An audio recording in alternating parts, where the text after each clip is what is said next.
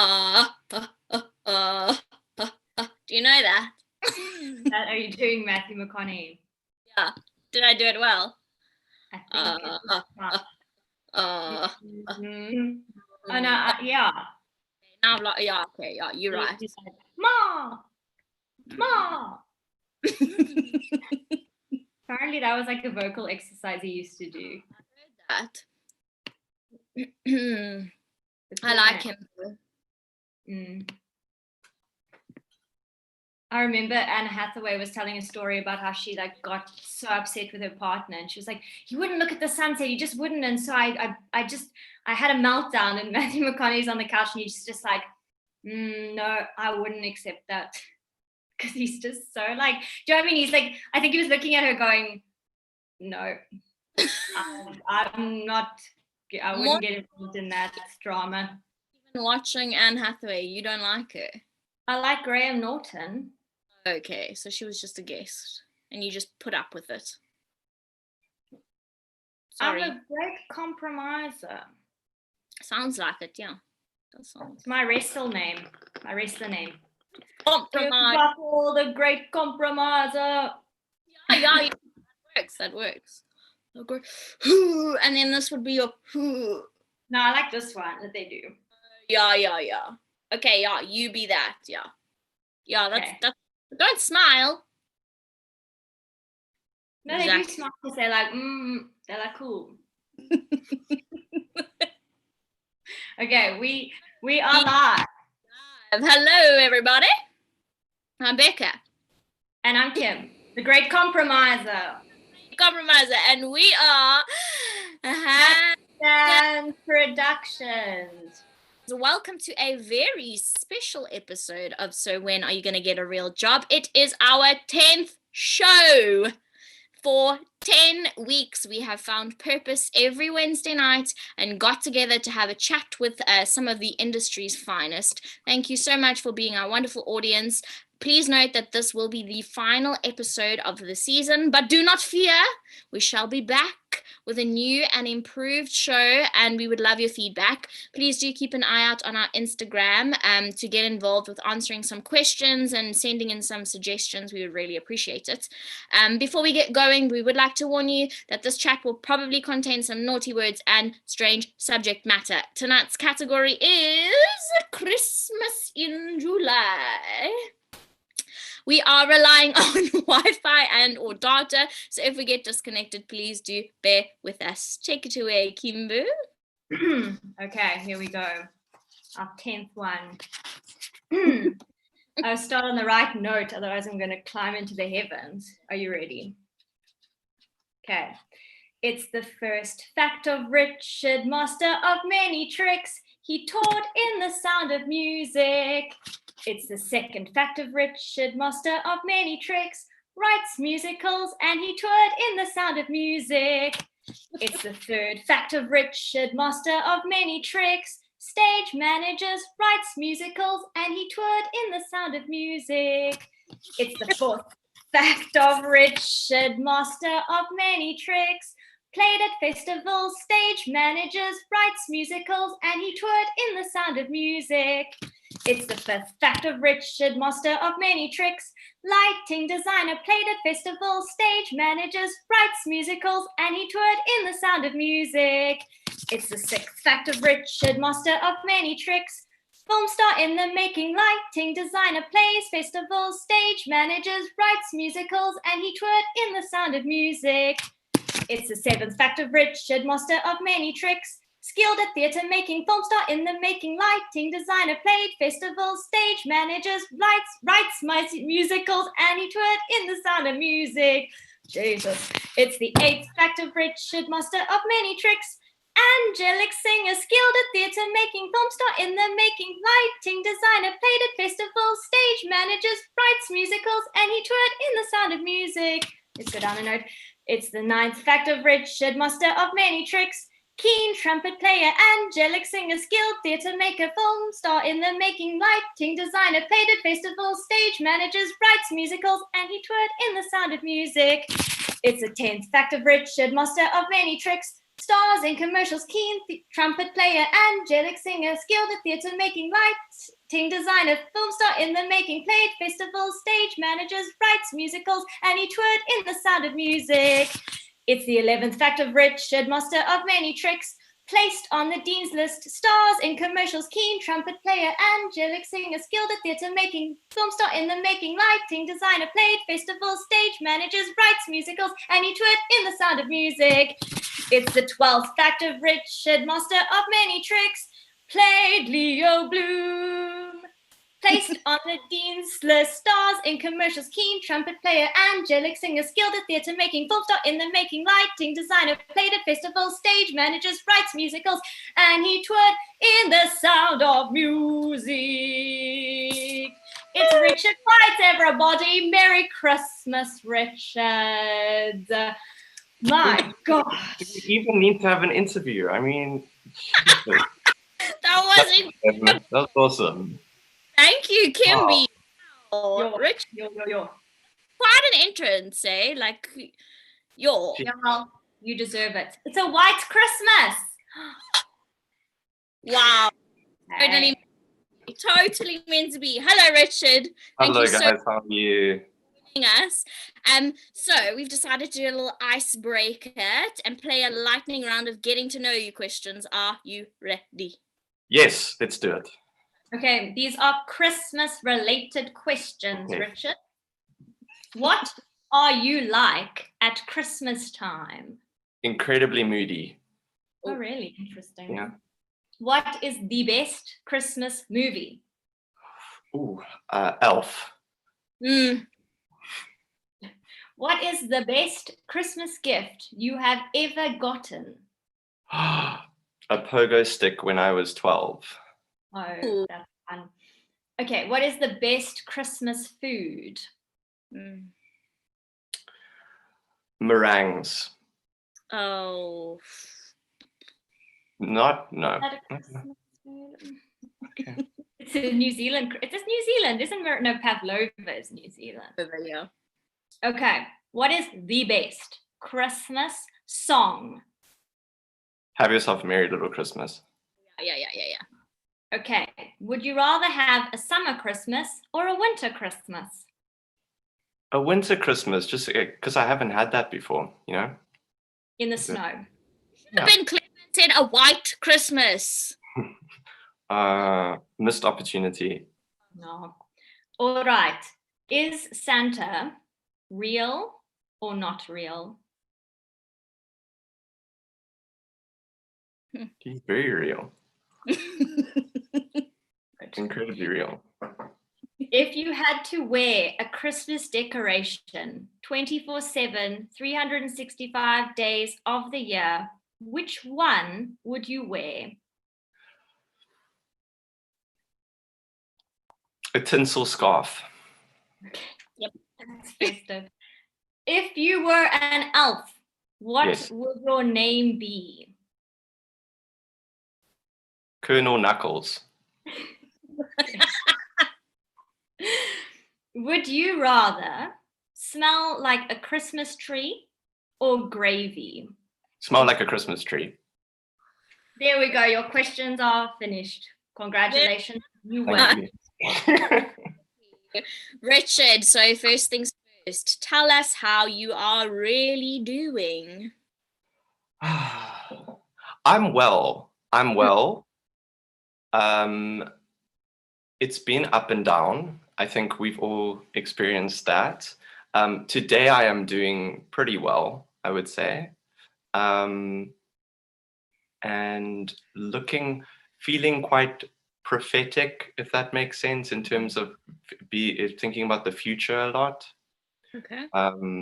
But it's like every day's another roller coaster. You don't know how you're going to feel when you wake up in the morning, and like what's going to happen during the day, and what mood you're going to be in. So it's really a mixed bag. It's a lucky packet. You open up a new one each day, and that's what you get.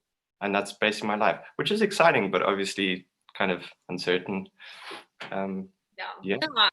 So you've mentioned a few times that you tend to be moody. Well, that's from what I gather. Do you Yeah. think personality suits your chosen career in that sense? Because I mean, so much is up in the air. Yeah. Does my moodiness suit my chosen career? His range of emotion does.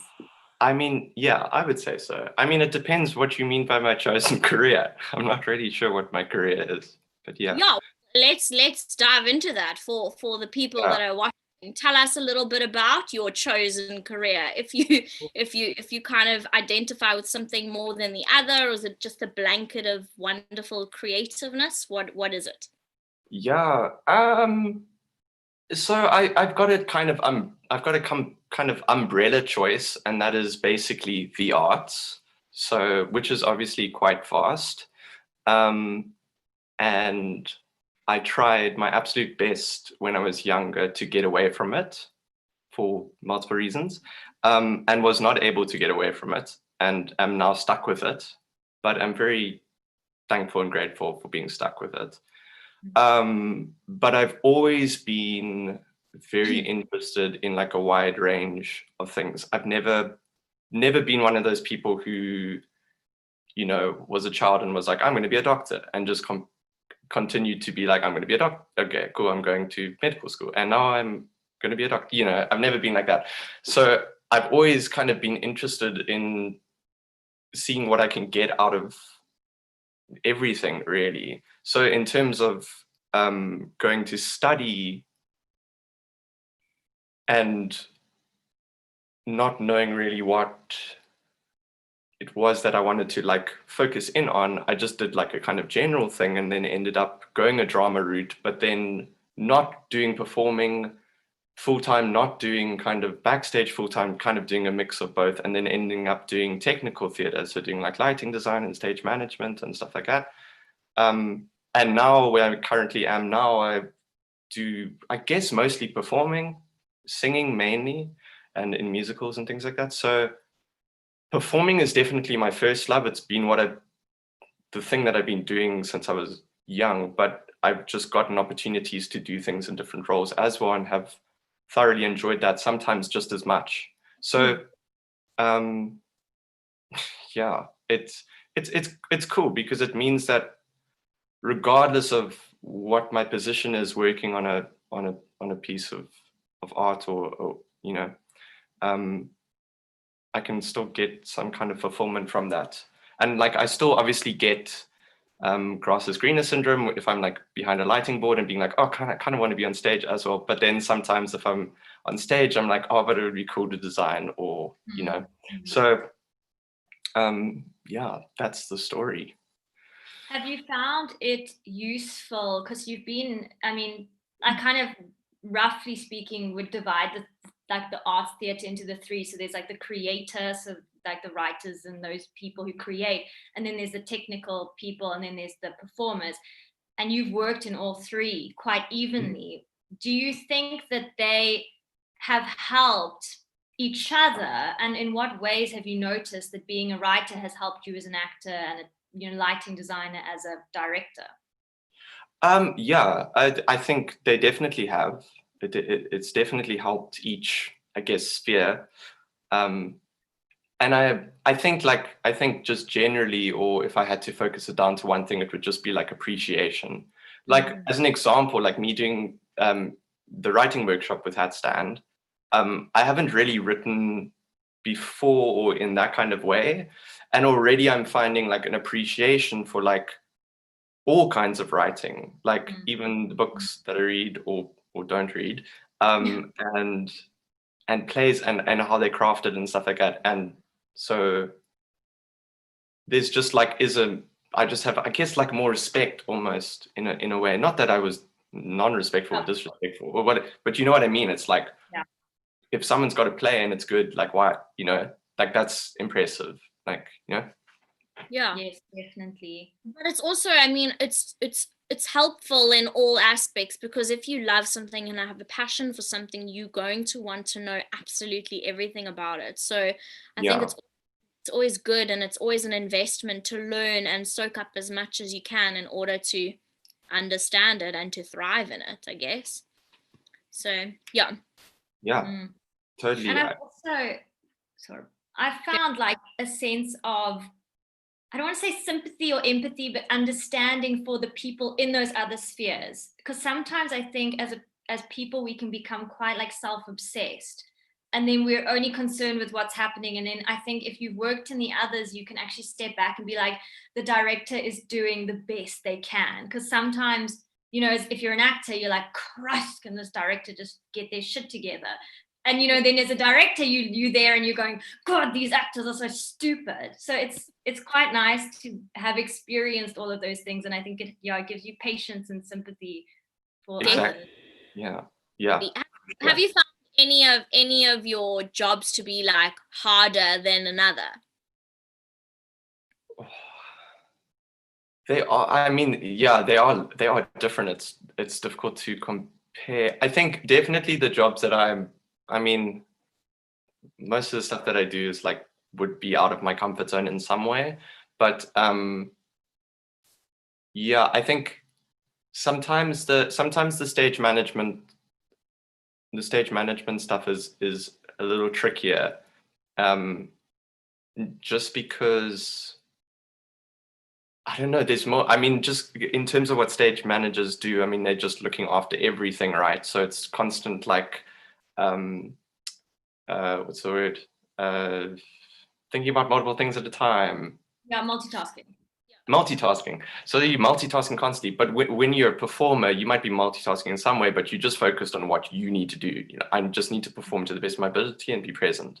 But when you stage manager, you're like, what's happening? Da, da, da, and someone's calling you on the phone, but you need to. So the multitasking stuff, when that comes up, that I find that difficult, just because it's not. I don't think it's a strength for me. Okay. But it's a challenge, yeah. But I mean, everything's kind of hard as well, somewhere. That's true. Okay, so you booked Leo Bloom, you did a couple of shows, and then unfortunately it got postponed. So this is a two-part question. First part is, how did you feel booking that role? And then second question, how did you feel you've booked that role and it's now come to a halt? Yeah. Okay, first part. I don't think it honestly, I got the call and I was like, okay, cool. And I was amped.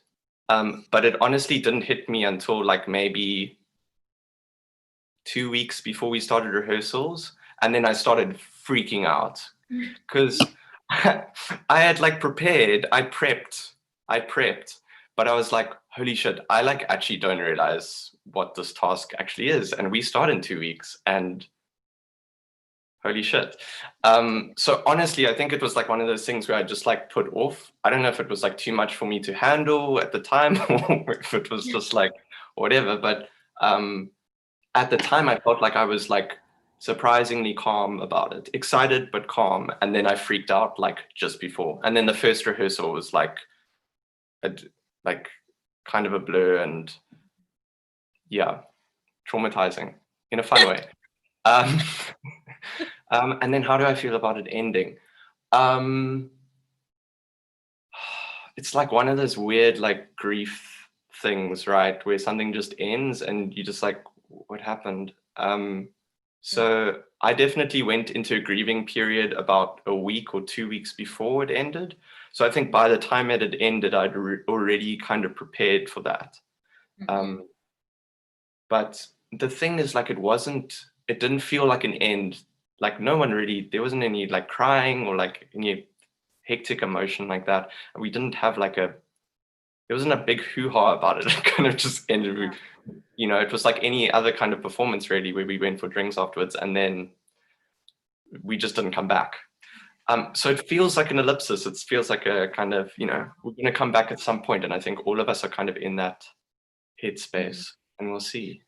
So you'll be happy to go back if they say like, cool guys, we're on in 3 weeks time. You're like ready for it. Yeah, totally. I'll definitely have to call Robin Scott up and be like, I need accent help like now. But apart from that, definitely like I'm ready to go. I feel like most of us will be able to get Yeah. performance really quickly. I think Okay. we might be quite unfit though, but yeah. So is the plan to resume in Cape Town or to go over to Joburg? Honestly, none of us have any idea. Okay. There is a possibility that it will come back. I assume that it will probably do like a 2-week run in Cape Town and then go up to Joburg for 2 months. Okay. But there's really, honestly, I can honestly say that I have no idea. And does Joburg scare you? Like, does the idea of packing up your life and going over to Joburg for a time scare you? Not really. I mean, I did it in Sound of Music, and I was much younger then and survived that. So I feel like I'd be perfectly okay now. I mean, Joburg's definitely not my favorite place, but I think also I went there young and I didn't really know anything. So I feel like I'd appreciate it a lot more now. Oh, yeah. I mean, everyone says Joburg is not their favorite place. I loved it. It was the best place ever. I didn't love it. I just thought it was just, I don't know, maybe it was because I was like busy and I had purpose. So it felt like, I mean, obviously I was there for a reason. I just felt like an adult there. Like I felt like I needed to get my shit together. I was on my own. Yeah, I just felt good there. It had a good energy, I think. I get you. It's like I feel like Cape Town is a bit like, okay, well, we're just like going through our lives and like whatever. And Joburg's like get from A to B. It's like one of those. It's typical like big city. It's like we're getting from A to B because time is money, you know. So everyone's got that energy. So you like, I'm an artist, but yes, okay, cool, let's do it. But it also feels like there's so much more happening there in terms of work. There's so many different theaters and so many different kinds of work and different kinds of shows and pieces, and you can kind of get a whole wide variety of art that you wouldn't necessarily have access to in Cape Town. Or I don't know, maybe it is there, but we're not like fully aware of it. But yeah, it just felt like a lot. Yeah. I think the rift in Cape Town is a lot more obvious. The fact it's either main stage or it's fringe. There's no kind of, there seems to be a little, like the branch in between is really thin and scattered. So it's either you're doing fringe work or you're doing like, you know, Peter Turine productions. Yeah, So, yeah. Yeah, totally. So speaking go. Sorry. Speaking of touring around, you toured internationally with the Sound of Music. What were your favorite places? People have asked me this before, friends and family members, and my gut is to say New Zealand, but that's actually not true. My favorite place was actually China, and at the time, I just wanted to come home. But in hindsight, I look back on it and I was like, it was such an incredible experience, being completely out of your comfort zone in like every way. And it was just so different from anywhere I've ever been. And it was just such an interesting place. And we also went to like 5 cities within China. So to see the difference between all of them, it was just really fascinating and just so much to do, because it's not like you're going to, like, New Zealand's lovely, but you go to New Zealand and it's like, okay, I'm in Wellington, there's a harbor and a museum, and you can go like a road trip. Lord of the Rings and mountains. Yeah. And you're like, cool. So it's like, great place. I would love to retire here. But in China, it's like you walk down the road and it's like you'll stumble across something that you've never seen before, or you'll just, I think in Beijing, we were just walking around like the city center, and it's just like jammed with people and bikes and buildings and vendors and stuff like that. And then we just 2 seconds later, we were like in like a temple, just in the middle of, with a garden, and you just like, this is a completely different, it's so tranquil here. It's like how could you know? So it's just like you just enter one world through another. It was incredible. Yeah.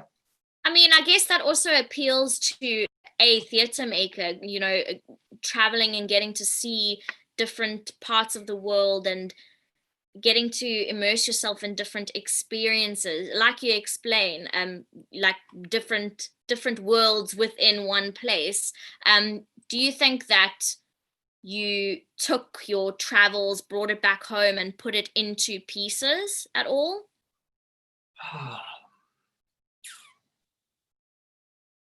Jeepers. Maybe like subconsciously. I wouldn't say like consciously. I was thinking about China when I made this. Um, um, I don't know, Becca. Maybe. Maybe in the future you know use Yeah. these experiences. Okay, yeah. I realize I was reaching too far with that one. I'm No, gonna that's a good question. I found it interesting. I don't know how to answer it though.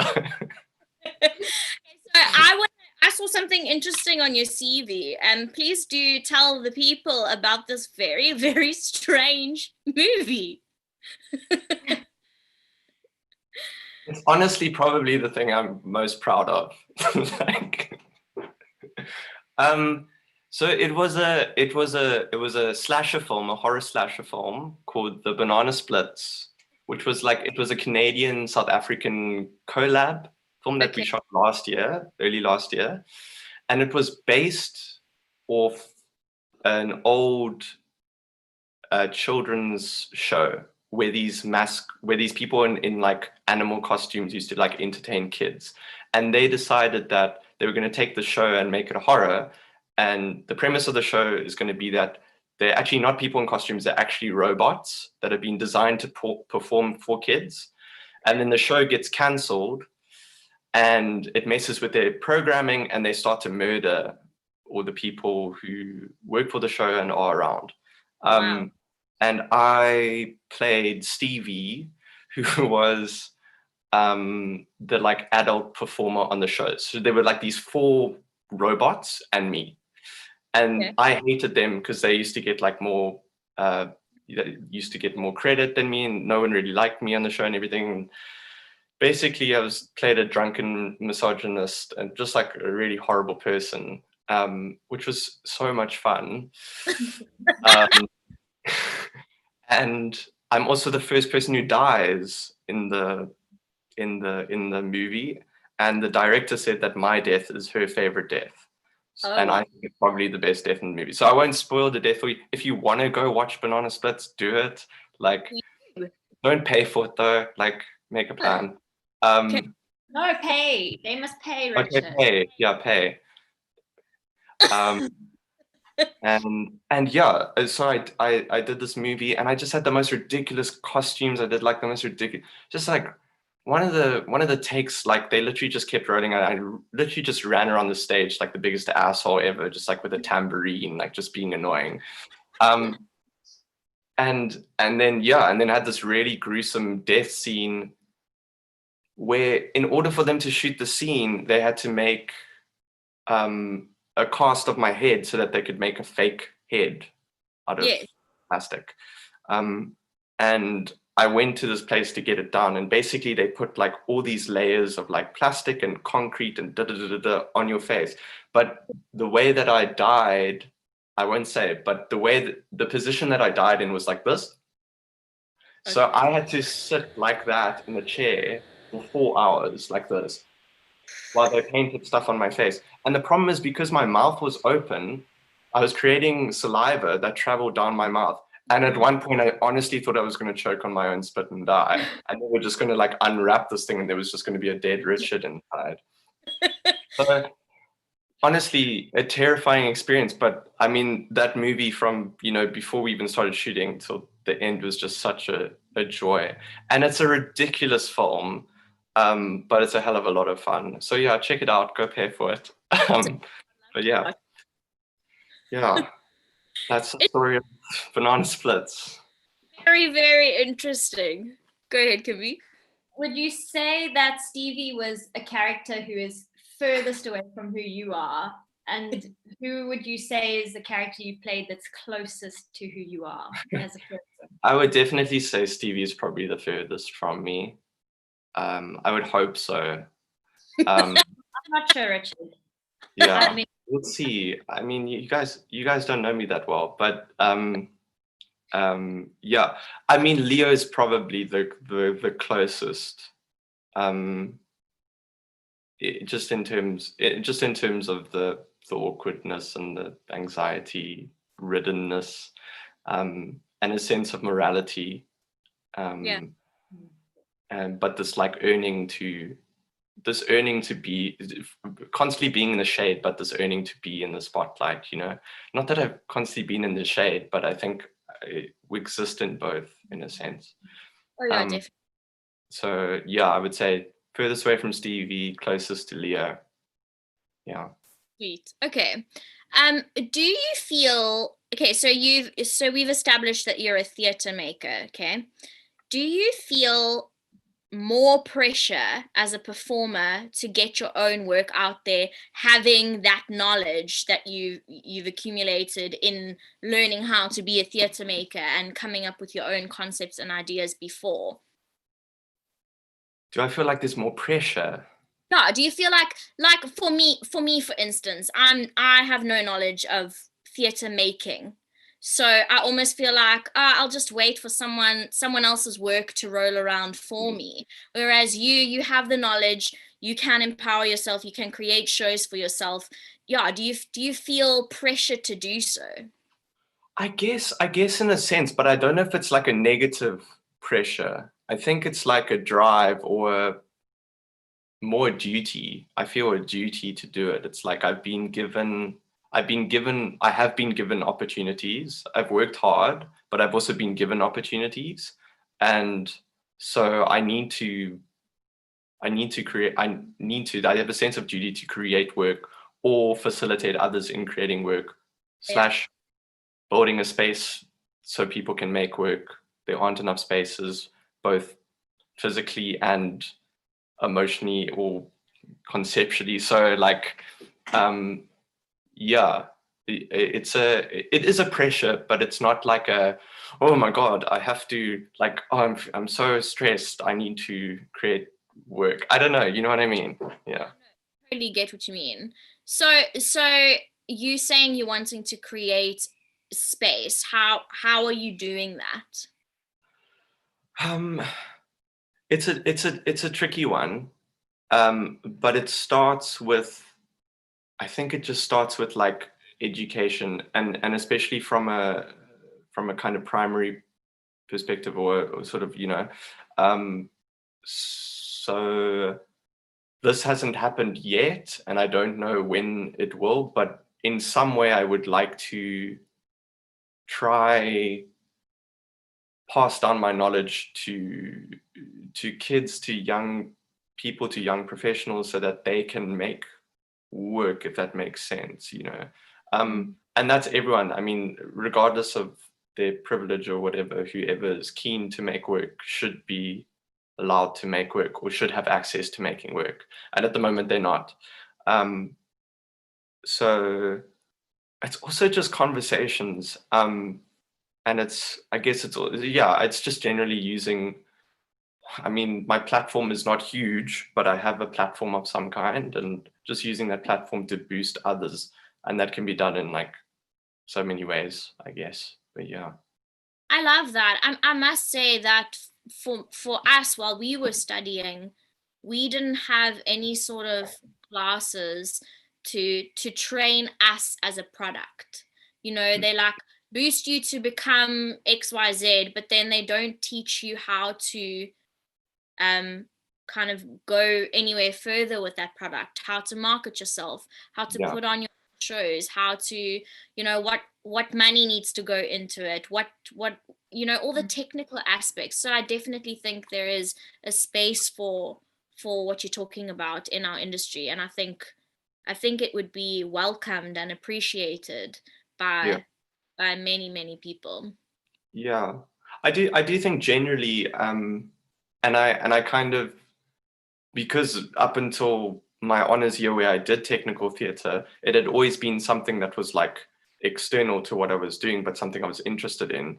But whilst I was doing it, I was like, everyone actually should be doing this. And not like you need to do this, but like everyone should be doing something like this, because we can't all just be performers. Like there isn't enough work to go around, and we can't just go blindly into the industry, you know. Yeah. I mean, even being an incredible triple threat is sometimes not enough, unfortunately. So it's like, and we can't be too proud about it. We need to, it's like, and lots of people, lots of industry professionals do it, performers do it. They stage manage, and they're very good at it. They're also very good performers. They also can do some lighting design. They're also running their own business on the side. Everyone has like, most people have like something on the side, or multiple sides they have something on, you know? So yeah, it's just about being resourceful, and that's it. Yeah. There's also a weird thing, I think, with students, and when I look back on myself and when I teach, you know, students and younger people, even though I feel old saying that, there seems to be this reluctance because you don't know what you've just said. Seems so obvious to people like us who have stepped foot into the real world. But for a student, you'll say to a student, you know, do you know how to, you know, rig a lighting board? And they go, no, but I don't want to do that. I'm a performer. And you're like, oh, but what if you do your own show and you actually can't afford to pay someone, you know? So I almost feel like independence is something that people, can really benefit from, because it's so important. And the things that I regret not knowing as a student, I look back and I'm like, I wish I knew how to, you know, I don't even the lighting rig I had to teach myself, but I wish I knew how to plug a light in. It sounds so stupid. Yeah. But like, you know, it's about learning to be independent. But it's so interesting. I mean, you and I have had this conversation before, Kim. I don't feel as if you fully understand what's going on when you're studying. It's almost as if you're way too young to be learning any of the stuff and actually appreciating it. It's only when you're in the industry and you're finding your feet where you go, oh shit, I could have, I should have done XYZ, you know. And then often it's too late, but it's never too late, you know. Too late, yeah. Okay, so what have you been doing in lockdown that has that has been keeping you creatively pumped and fueled? As I said, like I think it was the first question. It has been a roller coaster ride. So some days are better than others. Okay. And honestly, some days I don't want to see an Instagram post. I don't want to watch Hamilton. I know everyone's talking about it. I don't want to see some super successful thing. And maybe that's egotistical, I don't know. But I don't want to sit there and watch this amazing thing when I'm doing bugger all. So, but in terms of keeping creative, when I'm able to, when I'm in the right headspace to do so, when it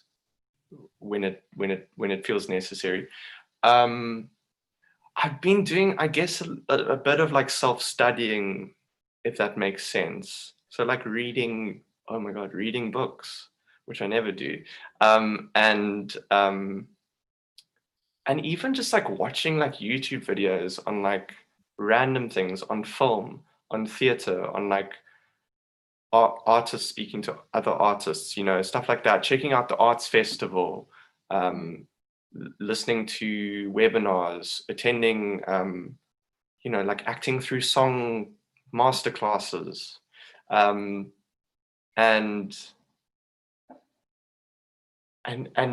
like, yeah, I guess just chatting to other artists as well, and like being like, okay, what are you doing? And like, nothing. Okay, cool. Yeah, me, I'm not doing anything as well. And then somehow you manage to start talking about something and then an idea pops up or something, you know?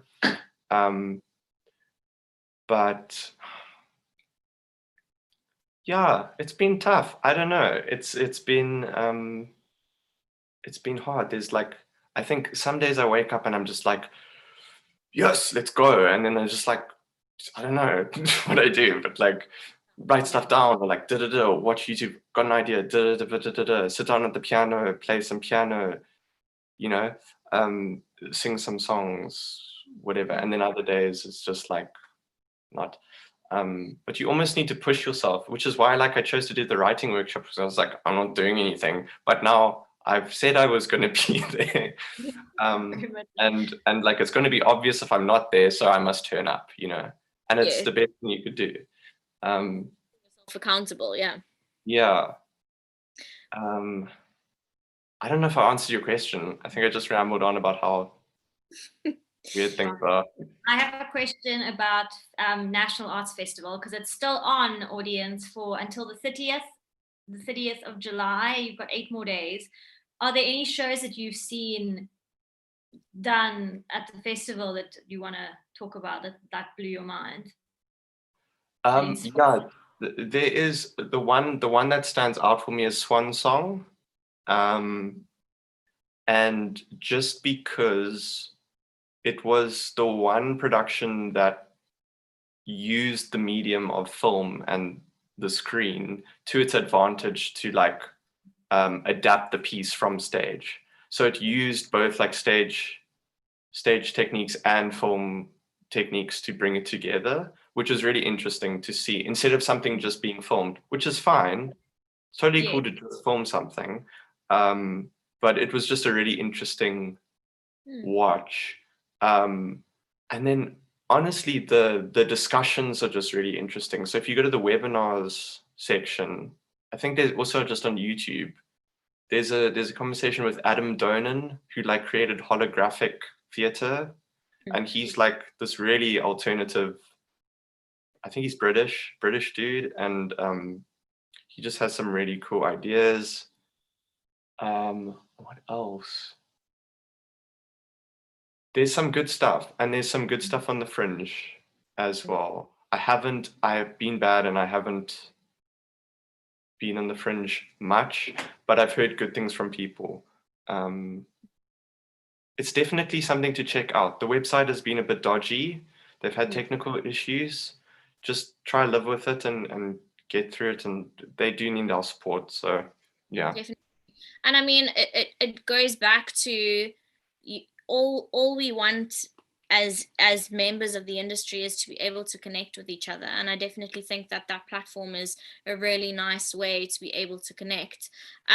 Also just want to backtrack a little bit. Sorry. I just want to make a comment. It's not a question. I love the fact that you're being so open about the fact that you've had bad days. And I think the reason for us starting this platform in the first place is to let people in the industry know that it's okay to be feeling XYZ. It's okay if you don't feel like getting out of bed today. You know, you got to go through those motions in order to pick yourself back up again. So yeah, thank you for being so honest with us. We really appreciate it. Sure thing. Yeah. No, we need to be. Yeah. So in that same breath, can you tell us the most embarrassing thing that you've done during this lockdown? During this lockdown?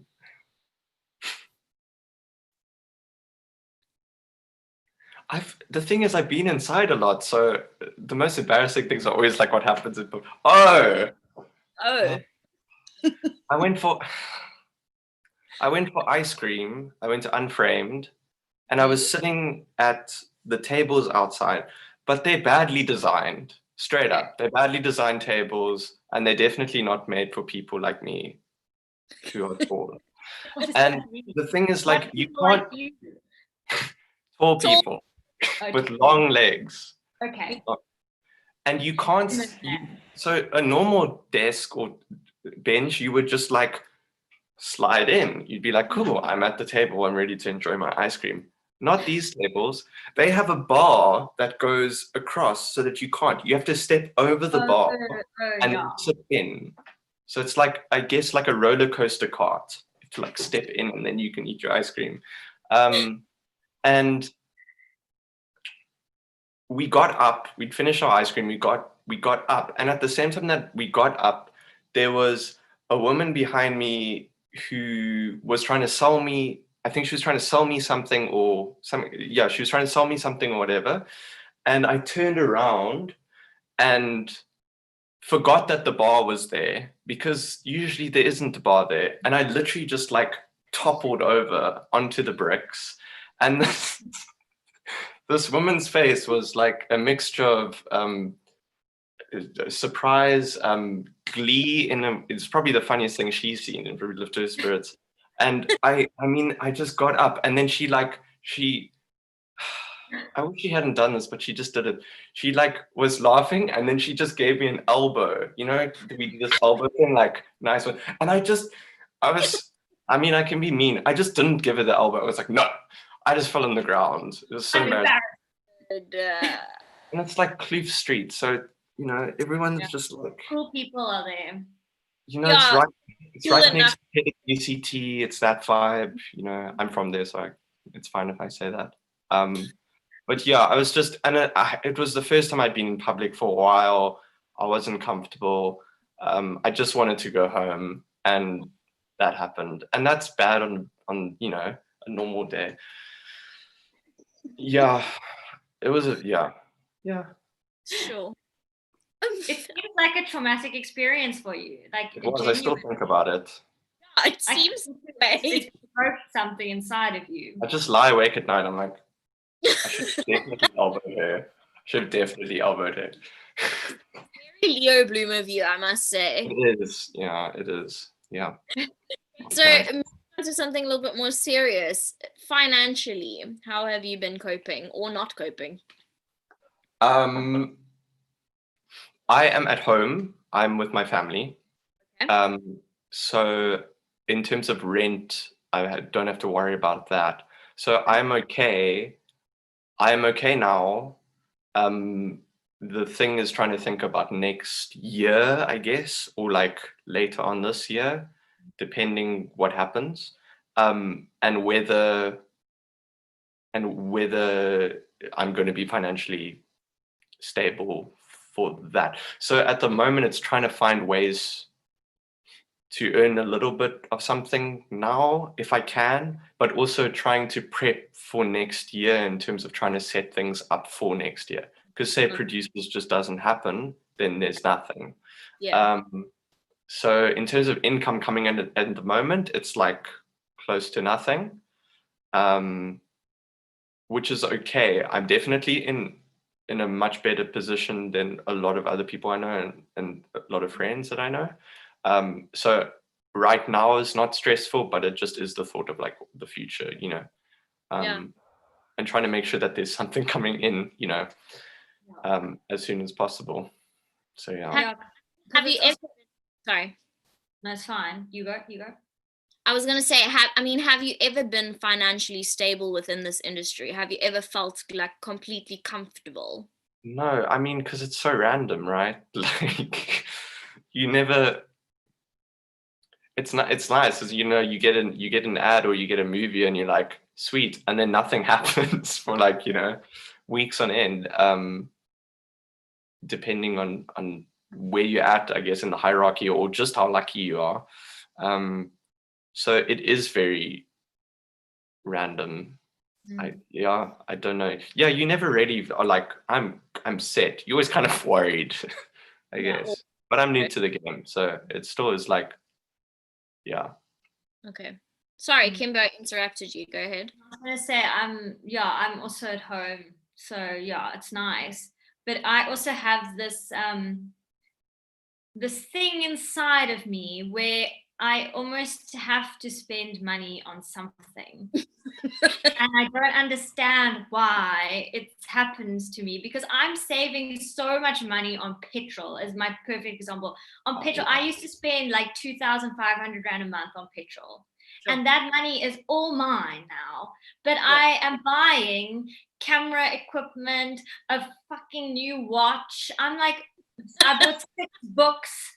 And I'm just like, what is wrong with you? Stop doing this. This money is supposed to just sit there for a while, and it must stay there. That's the point of not spending money. It's just staying there. And now I'm like, fucking spend it on everything. And I'm just seeing that amount go and go and go. It's making me crazy. I'm sorry, but if you look at it on the other hand, you deserve a spoil, not so? Although I am finding that I'm becoming more generous, because I forget that I've spent money on bullshit. And then when a thing pops up and it says, you know, support the arts or do something, I'm like, yes. And I just like throw money at it. And then only when like a week later, I look at like how much money I've spent, and I'm like, oh, okay. Okay. Like I was in such a hurry with the festival that I ended up buying 2 festival passes Shit. by accident, because I bought the one and then it didn't come. The full festival ones. The 600 Rand one, I bought 2, but on accident. And then I'm like, it's fine, because you know what? They must keep it because someone else, you know what I mean? So I'm like a baller, but in a few weeks I'm gonna have like 0 Rand in my account. It's one of those kind of things. You're gonna have to come and stay with me for a little bit. Wow, thanks. I will. Richard, have you been attending any castings during this time? I have not been attending any castings. I've gotten 2 self-tapes. Okay. Which I've done. The first one was absolutely awful. And I honestly don't think they sent it in. I think they were like, what is this? This is a joke. And then I think the other one I did yesterday. And that one was okay, I guess. Okay. I mean, it's just nice to get a self-tape and you're like, okay, cool, I have a purpose. Is it for commercials and that kind of thing? For commercials, yeah. Okay. I mean, that's nice, something to look forward to, I guess. Okay, I'm curious now. What is like the worst audition experience you've ever had? Oh. I can tell you like the weirdest. The worst one is like I auditioned for Kissing Booth 2. Okay. I was just terrible. Like I was awful. My accent was all over the place. The director from America was there. He was like, accent, Oh, wow. check your accent. Like, and I was a wreck. It was awful. But it's not interesting. I was just bad. And the weirdest one I did, I think it was for KFC or Chicken Lick and KFC, one of them. And it was like a new product, and they were like basketball player or whatever. And I play basketball at school. I was like, this is the casting for me. If any casting is going to happen, I look like a basketball player, like sorted, I'm good. So I went in, and we have to like dribble the ball and stuff like that. I'm like, I can dribble, cool. I can say my name. I can say where my agent is, what agent I'm with. This should be in the bag. And they explain the brief. They're like, okay, so you're like an average basketball player, right? So you're like just dribbling here and there, but like very like averagely. And then what happens is the logo for this new product slams down and you turn into a chicken, and now you're like the best basketball player ever, but you're also a chicken. So there's like 2 parts to this. There's the part where you're like just dribbling, and then they're like a human who thinks they're a chicken, or are they going to animate you so that you become a chicken? So I don't think the people really cared about what it was, but I had questions, and I was like, okay, wait, am I like a mutant human chicken, or am I just a chicken? I also want to know. I think they were like, because chickens can't really play basketball, so I don't know if they were going to actually have a chicken, but I think it was like a mutant thing. But we had to dribble and flap our fake chicken wings and and make chicken noises as we were dribbling, but we had to be really good at dribbling at the same time My as. God. So doing it was really weird, but the best part was like watching people arrive for the casting, and then them hearing about what it's about, and then seeing them walk into the room, and then hearing them make the chicken sounds, and then them walking out looking like they want to absolutely die or laugh or whatever. So it was like a bonding experience for a bunch of auditioning, but that was really weird. Yeah, that was definitely the weirdest. That's why I want to be a director. That would be my, like, the thing that I would do. I would write movies where people turn into animals psychologically, and I'd be like, you are a goose now. Be the goose. Be the best job ever. Nothing like a commercial casting to make you question all your life choices. I promise you. Like, you just feel like such an idiot in these castings. It's crazy. I went to one. You just sparked a memory that I'd suppressed deep in my subconscious, where we arrived and the agent had just said it.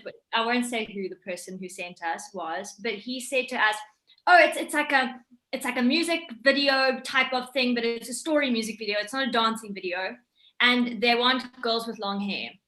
So I was like, "Okay, cool." So we arrive and they bring us into this room, and the woman says, "Okay, girls, you can get into your bikinis now." And I had been told that this must happen. And of course, I'm wearing like the underwear that you bought in a 6-pack that has a hole in the side now.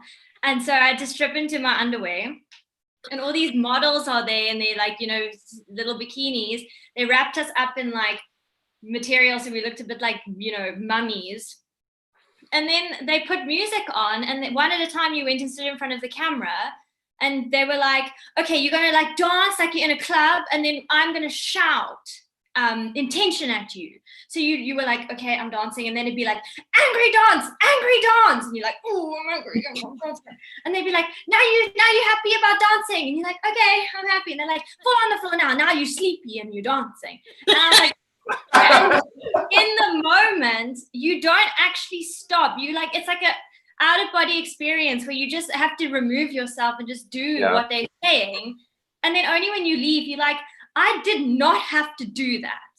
No. Why did I have so little like self-confidence that when they said get into your bikini, that was the moment where I should have been like, I'm going to leave now, goodbye. But like, I didn't have to dance in front of anyone, but I was like, okay, I'll do whatever you say, of course. Jesus, that was a terrible experience.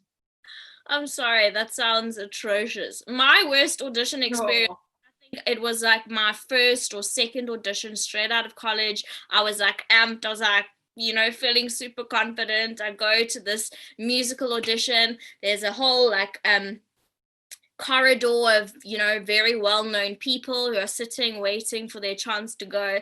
I go in, I come out, like wait because I've been told to wait, and the runner's in there for quite a long time, and I'm expecting like, okay, he's gonna come and give me some really, really good news now. So I'm like feeling super confident, sitting next to famous people on the other side of me, and he comes out, he's like, Rebecca Hartle, and I'm like, yeah, I'm over here, and he's like, no. And I was like, okay, you not said anything, you could have just let me go. But that's cool, don't worry. Yeah, that was not fun. Okay. Richard, we have a question for you from Tara. She wants to know, what is a subject you'd love to see a musical cover? Oh my word.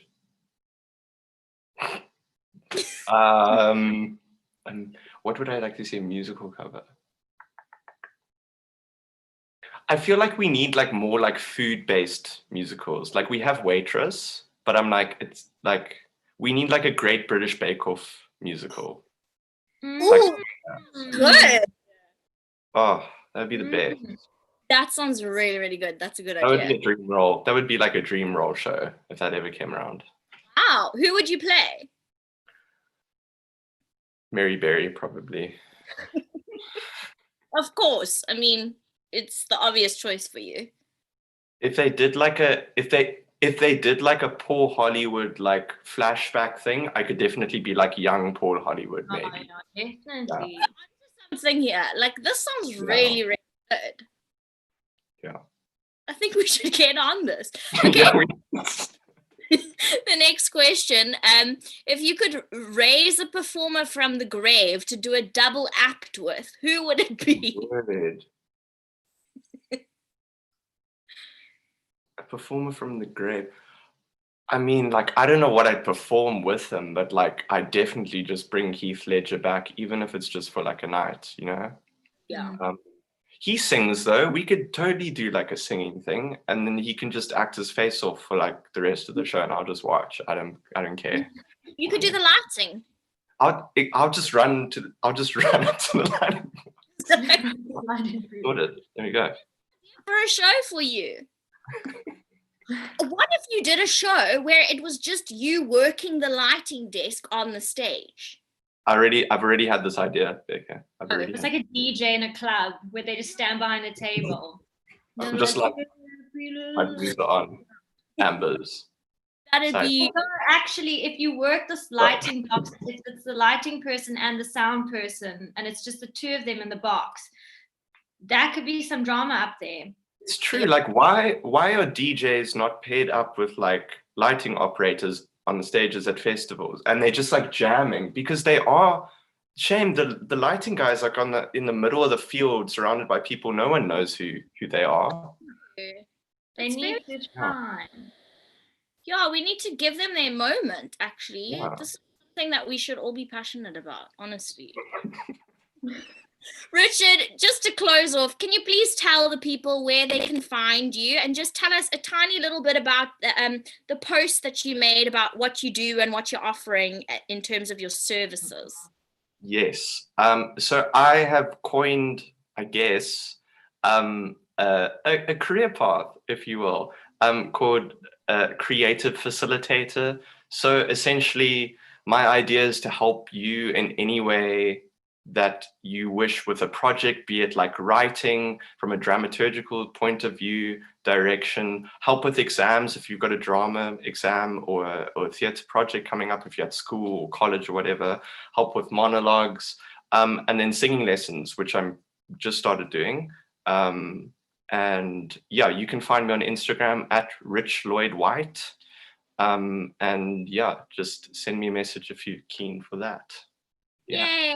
Yay! Thank you so much for being our lovely final guest for our first season. Thank you. And thanks to you guys. Thank you for Hatstand and all the stuff that you guys do. It's awesome. No, stop. Stop it. Don't make me. Don't make me sing. Thank you, our lovely audience. We've had a wonderful time. Thank you to my co-creator, Kimberly Backel. And thank you to my co-creator, Rebecca Hartel. Thank you very much, and goodbye. And goodbye. And now I end the stream. Thank you, and End stream sounds like you're taking a piss, and you're like, end stream. Yes, it does. Okay, it's ended. Yay.